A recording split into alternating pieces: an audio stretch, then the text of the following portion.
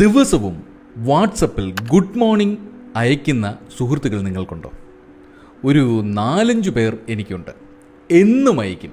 അതിൽ 2 പേര് കഴിഞ്ഞ എത്രയോ വർഷങ്ങളായിട്ട് ഒരു ദിവസം പോലും മുടങ്ങാതെ ഗുഡ് മോർണിംഗ് മെസ്സേജ് അയക്കാറുണ്ട്. ദുഃഖകരമെന്ന് പറയട്ടെ, ഞാൻ ഒരെണ്ണത്തിന് പോലും മറുപടി അയക്കാറില്ല. ആദ്യമൊക്കെ 1-2 തവണ തിരിച്ച് ഗുഡ് മോർണിംഗ് പറഞ്ഞിട്ടുണ്ട്. പിന്നീട് ഇത് സ്ഥിരമായിട്ട് വരുന്നതല്ലേ, അത് മൈൻഡാക്കാറില്ല. നിങ്ങൾക്കും ഈ അനുഭവം ഉണ്ടാകും, തീർച്ചയായിട്ടും ഉണ്ടാകും. ഇത് പേഴ്സണലായിട്ട് മാത്രമല്ല, ഫാമിലി ഗ്രൂപ്പിൽ, ഫ്രണ്ട്സ് ഗ്രൂപ്പുകളിലും ഒക്കെ ഇങ്ങനെ ഗുഡ് മോർണിംഗ് മെസ്സേജ് അയക്കുന്നവരുണ്ട്. അതുപോലെ തന്നെ പോസിറ്റീവ് കോട്ട്സുകൾ, ഇമേജസ്, വീഡിയോകൾ, റീൽസ് ഇതൊക്കെ അയക്കുന്ന കുറച്ച് ആൾക്കാരുണ്ടാകും അല്ലേ? എന്നാൽ ഞാനൊന്ന് ചോദിക്കട്ടെ, ഇത് ഈ സ്ഥിരമായി മെസ്സേജ് അയക്കുന്ന ആൾ പെട്ടെന്നൊരു ദിവസം അയക്കാതെ ഇരുന്നാൽ, അല്ലെങ്കിൽ കുറച്ച് ദിവസത്തേക്ക് അയക്കാതിരുന്നാൽ നിങ്ങൾ ശ്രദ്ധിക്കാറില്ലേ? അവർക്ക് എന്തു പറ്റിയെന്ന് ചിന്തിക്കാറില്ലേ? എനിക്കും അങ്ങനെ ഒരു അനുഭവം ഉണ്ടായി. എനിക്ക് സ്ഥിരമായി മെസ്സേജ് അയക്കുന്ന ഒരു വ്യക്തി പെട്ടെന്ന് ഒരു ദിവസം മുതൽ മെസ്സേജ് അയക്കാതെയായി. കഷ്ടമാണ്. ഞാൻ 1-2 ദിവസം കഴിഞ്ഞിട്ടാണത് ശ്രദ്ധിച്ചത് തന്നെ. എൻ്റെ തെറ്റ്. ഞാൻ ആദ്യം ഒന്ന് ഭയപ്പെട്ടു, എന്ത് പറ്റിയെന്ന്. വാട്സപ്പിൽ കയറി നോക്കിയപ്പോൾ അദ്ദേഹം ഓൺലൈനുണ്ട്, പക്ഷേ എനിക്ക് മെസ്സേജസ് ഒന്നും അയച്ചിട്ടില്ല. ഞാൻ ഇത്രയും വർഷങ്ങൾക്ക് ശേഷം ആ നമ്പറിലേക്ക് വിളിച്ചു. അദ്ദേഹത്തിൻ്റെ ഭാര്യയാണ് ഫോൺ എടുത്തത്. എനിക്ക് അയാളുടെ ഭാര്യയെ പരിചയമേ ഉണ്ടായിരുന്നില്ല. അതുകൊണ്ട് തന്നെ എനിക്ക് എന്നെ അവർക്ക് പരിചയപ്പെടുത്തേണ്ടി വന്നു. അയാളെക്കുറിച്ച് ചോദിക്കുന്നതിന് മുൻപ് അവർ ചോദിച്ചു, മെസ്സേജ് ഒന്നും വരുന്നില്ല അല്ലേ സാറേ? ഒരു നിമിഷം ഞാൻ സൈലൻ്റ് ആയിപ്പോയി. കാരണം അടുത്തത് അവർ എന്ത് പറയാനാണ് പോകുന്നത് എന്നോർത്തിട്ട് ആവശ്യമില്ലാത്ത വല്ലാത്തൊരു ടെൻഷൻ, വല്ലാത്തൊരു ഭയം.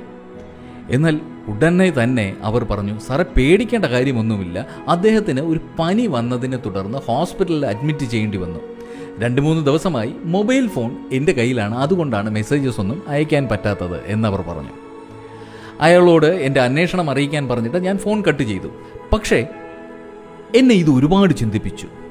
അത്രയ്ക്ക് വലിയ ആത്മബന്ധമൊന്നും ഇല്ലാത്ത ആ മനുഷ്യനെക്കുറിച്ച് ഞാൻ എന്തിനാണ് ടെൻഷൻ അടിച്ചത്? എന്തിനാണ് ഭയപ്പെട്ടത്? ഞാൻ ആലോചിച്ചു, എന്തിനാണ് അയാൾ എന്നും എനിക്ക് മെസ്സേജസ് അയച്ചിരുന്നത്? എനിക്ക് മാത്രമല്ല, ഒരുപാട് പേർക്ക് അയാൾ അയച്ചിരുന്നു. മറ്റുള്ളവരുടെ കാര്യം എനിക്കറിയില്ല, പക്ഷേ ഞാൻ അദ്ദേഹത്തിന് മറുപടികൾ ഒന്നും കൊടുക്കാറില്ല. എന്നിട്ടും അദ്ദേഹം എന്നും അയച്ചിരുന്നു, ഒരു വാക്ക് പോലും തിരിച്ചു പ്രതീക്ഷിക്കാതെ എന്നും അയച്ചിരുന്നു.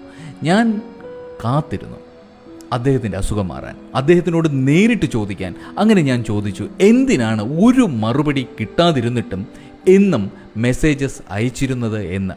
എൻ്റെ ചോദ്യത്തിന് ചിരിച്ചുകൊണ്ട് അയാളുടെ മറുപടി ഇതായിരുന്നു, സാറേ രാവിലെ എല്ലാവരോടും ഒരു ഗുഡ് മോർണിംഗ് പറഞ്ഞു കഴിയുമ്പോൾ നമുക്ക് വേണ്ടപ്പെട്ട ഇത്രയും ആൾക്കാരുണ്ട് എന്ന ഒരു തോന്നലുണ്ടാകും. അതൊരു വലിയ സന്തോഷമാണ്.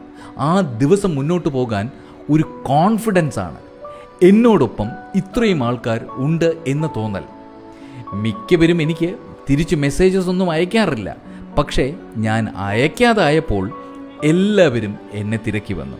അപ്പോൾ തിരിച്ച് മെസ്സേജ് അയച്ചാലും ഇല്ലെങ്കിലും എല്ലാവരും എന്നെ സ്നേഹിക്കുന്നുണ്ട്, എന്നെ ഇഷ്ടപ്പെടുന്നുണ്ട്. എനിക്കെന്തെങ്കിലും സംഭവിച്ചാൽ നിങ്ങളെല്ലാവരും എന്നോടൊപ്പം ഉണ്ടാകും എന്ന് എനിക്ക് ഉറപ്പുണ്ട്. അദ്ദേഹത്തിൻ്റെ ആ വാക്കുകൾ എന്നെ ഒരുപാട് ചിന്തിപ്പിച്ചു. കാരണം പല സന്ദർഭങ്ങളിലും നമ്മൾ ഒറ്റയ്ക്കാണ്, നമുക്ക് ആരുമില്ല എന്ന് നമ്മൾ ചിന്തിക്കാറുണ്ട് അല്ലേ?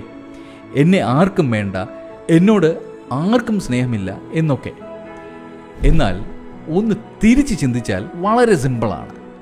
മറ്റുള്ളവർ നമ്മളെ സ്നേഹിക്കുന്നുണ്ടോ എന്ന് ചിന്തിക്കുന്നതിന് പകരം നമ്മൾ അവരെ സ്നേഹിക്കുന്നുണ്ടോ എന്ന് ചിന്തിച്ചാൽ മതി. നമുക്ക് ആരുമില്ല എന്ന് ചിന്തിക്കുന്നതിന് പകരം നമുക്ക് എല്ലാവരുമുണ്ട് എന്ന് ചിന്തിച്ചുകൂടെ? അതിന് ഏറ്റവും നല്ല ഉദാഹരണമാണ് ആ മനുഷ്യൻ. ആരും ഒരു മെസ്സേജ് പോലും തിരിച്ചയച്ചിട്ടില്ലെങ്കിലും എല്ലാവരും അയാളോടൊപ്പം തന്നെ ഉണ്ടായിരുന്നു. ഒരാവശ്യം വന്നപ്പോൾ അയാളെ തിരക്കി എല്ലാവരും എത്തി. എല്ലാവർക്കും നല്ലത് വരട്ടെ എന്ന് നമുക്ക് ചിന്തിക്കാം.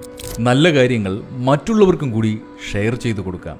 ഈ വീഡിയോ പോലെ ഇത് നല്ലതാണ് എന്ന് നിങ്ങൾക്ക് തോന്നിയാൽ മറ്റുള്ളവർക്കും കൂടി ഷെയർ ചെയ്തു കൊടുക്കൂ.